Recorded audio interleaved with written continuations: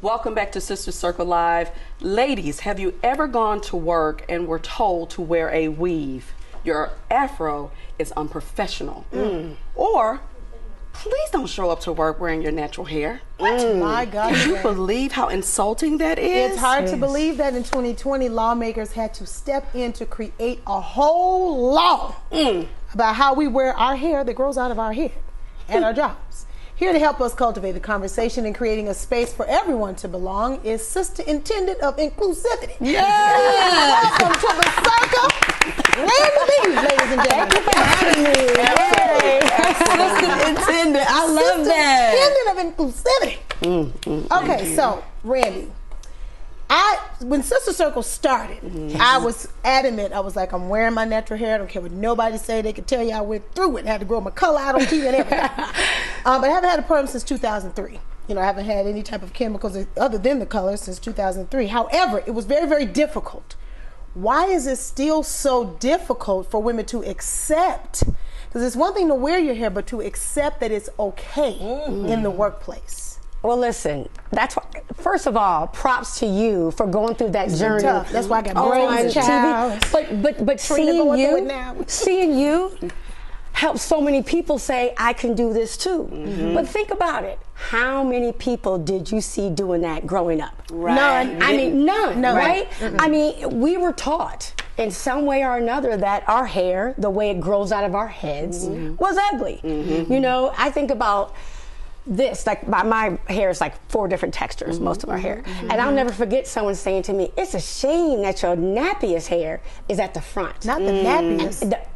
As if nappy is ugly. Right. You know, nappy was our curly. So that was always associated with ugly, right? Yes. So we were taught that. I mean, think about the people with good hair. Having a good- baby with good hair, right? And then it's so funny because you're absolutely right when you're saying taught that, because of the conditioning of the mind.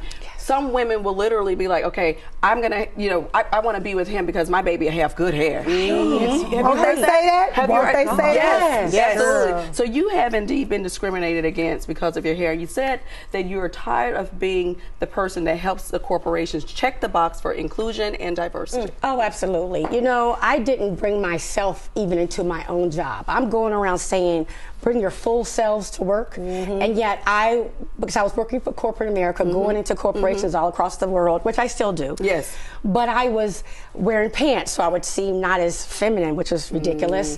I would ensure that my hair, because I wear braids a lot, right? And I would ensure that when I had certain big time clients, I didn't wear braids. Wow. This is the honest truth. And I tell people, the black hair experience is a journey for most of us women becoming comfortable with however we want to do our hair, right? And so I just decided that if I couldn't ask people to bring their whole selves to work if I wasn't doing it myself, which is how I became the sister intendant. Like, be clear, you're bringing a sister into this environment. I know and that's right. I'm not just going to check the box, say a few words, say diversity is great, while I'm sitting around not seeing one person who looks like me or clearly is comfortable in their blackness, in their sisterness. Yes.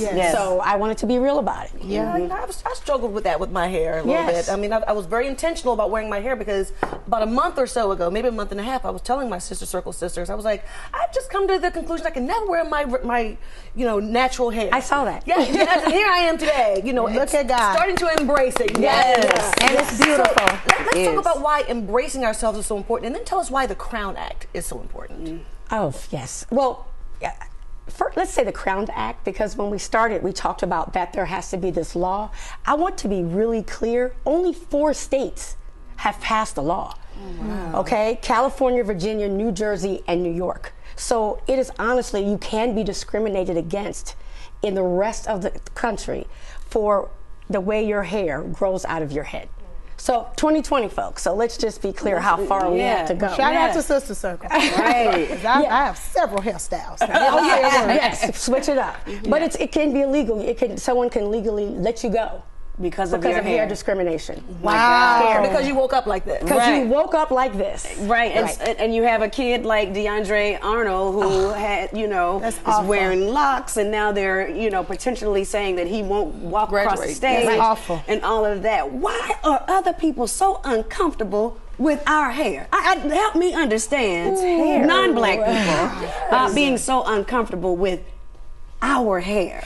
Okay. If I could get deep with you for a moment. You can. We I think people are uncomfortable when we own ourselves and feel empowered. Because we've been stripped of that. Yes. Absolutely been stripped. Yes. And so once we show that, you know what?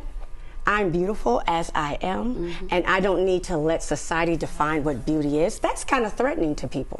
So that's what I think to be really real. Yes, and we identify, and this is normal human behavior.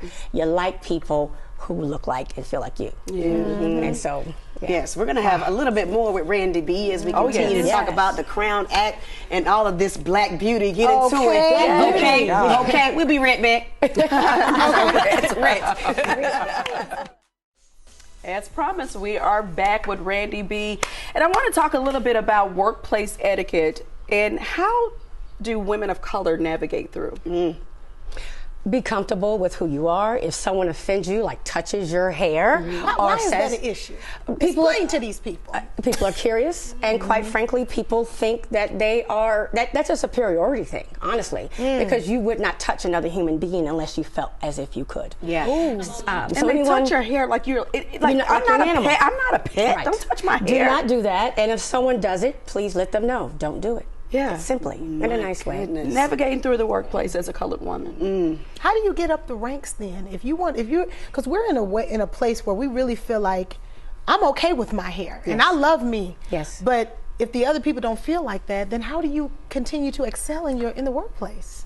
I believe that when you own yourself and you have confidence, I truly believe that goes through. As you know, when people bring their whole selves, you will be successful. Go ahead and do it. You guys are setting the stage. You guys are breaking barriers. Do it. Yeah. I'm doing it. We do it and every set single day. boundaries. Because it costs too much to do anything else, low key. Right, to try to be somebody else. You're going to get this hair out my skull. That's all I got. Yes, absolutely. Randy, thank you so much for joining us today. Thank you for having me. Yeah, give us just a little bit of knowledge. And for more Randy's sister talks, be sure to follow her on Instagram at Randy2_B. We'll be right back. No. Actually, we're actually going to say bye. We're going to say Oh, bye. we're gonna say bye. It's already time. Yes, but tomorrow's show is going to be lit. All right, Jade Nova is going to be down to the circle, so we're happy to have her. I love And Jade thank you, Randy B, for being